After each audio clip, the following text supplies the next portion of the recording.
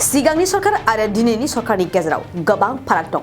बिपिएफनि 17 बोसोर बिटिसि सरकार आरो दानि 3 बोसोरनि बिटिआर जथाय सरकारनि गेजेराव जेबो गोरोबलाया। दानि सरकारा जेखि खामानि मावदों रायजो राजाफ्रा गोबां गोजोनदों। बे गोनां बाथ्राखौ बुंदों मावफुं सोद्रोमा रेवरेवा नार्जिहारिया।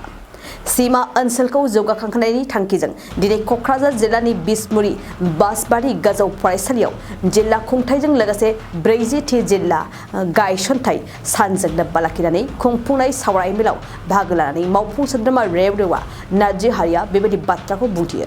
बिथां रेवरेवा नार्जिहारिया बे हाबाफारियाव बाहागो लानानै माखासे गोनां बाथ्राफोरखौ बुंथिबावदों। दिनैहाय क'क्राझार जिल्लानि बैसोआ 40 बोसोर जाबाय। दा 40 बोसोर जानाय लोगोसे दिनै 40थि गायसननाय सान जों फालिदों। बेखौ जिल्ला खुंथायनि गेजेरजों फालिनाय जादों आरो बे फालिनायनि गेजेरजों गोबां हाबाफारिखौहाय लानाय जादों।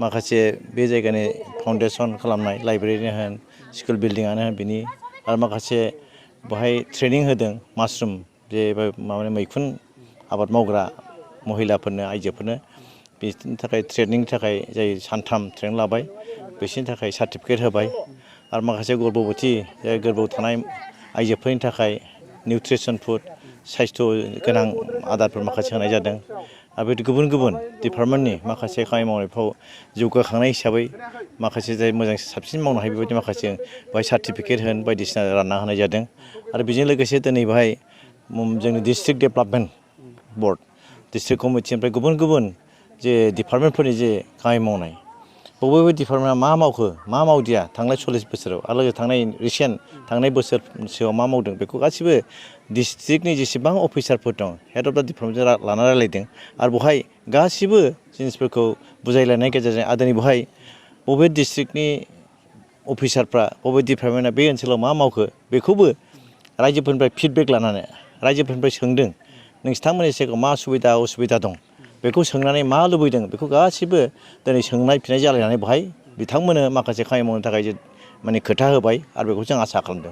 आरो दिनैहाय बेहाय जोंनि गेजेराव दंफायोमोन जोंनि मानगोनां आसामनि मन्त्रि उरखाव ब्रह्म बिथांजों लोगोसे जोंनि लरेन्स इस्लारि दं लकेल एमएलए आरो लोगोसे जोंनि EM रन्जित बसुमतारी दं ओमफ्राय बिदिनो गुबुन अफिसारफोर दं बेहाय गोबां बाथ्रा सावरायदों आरो इयुनाव जोंनि BTCजों लोगोसे जोंनि आसाम सरकार भारत सरकार जे रोखोम खामानि मावनो लादों जौगाखांनाय खामानि मावदों बेखौ गासिबो थन्न मानसिफोरनो बुजायना होदों आरो रायजोफ्रा बुजिदों जे सरकारा गोदोनि सरकारजों दिनै गोबां पार्थक्य दं गोबां फाराग दं दिनै सरकारा जे खामानि मावदों बयबो रायजोफ्रा गोजोनदों।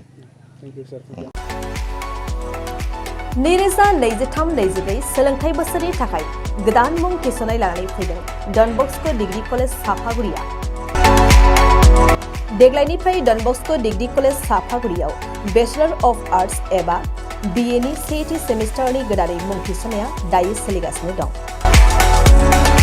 चिरां जिल्लानि साफागुरियाव थानाय डन बस्क' डिग्री कलेजआ देग्लायनिफ्राय BA थाखोनि सेथि सेमिस्टारनि थाखाय गोदानै एडमिसन लानायजों लोगोसे बड', इक'नमिक्स, इंलिश, एडुकेशन, हिस्टरी आरो पलिटिकल साइन्स आयदानि थाखाय BA अनार्सनिबो खाबु दं। गोग्गो सोलोंथाइनि थासारिजों लोगोसेयैनो डन बस्क' डिग्री कलेज साफागुरियाव आलादायै हौवा हिन्जावनि थाखाय हस्टेलनि खाबुबो दं। जुदि फरायसाफोरा डन बस्क' डिग्री कलेज साफागुरियाव BA सेथि सेमिस्टारनि थाखाय गोदानै एडमिसन लानायनि सायाव आबुं बाथ्राखौ मिन्थिनोब्ला नैबे मबाइल नम्बर 9365519559 आव थोंजों सुला लानो हागोन।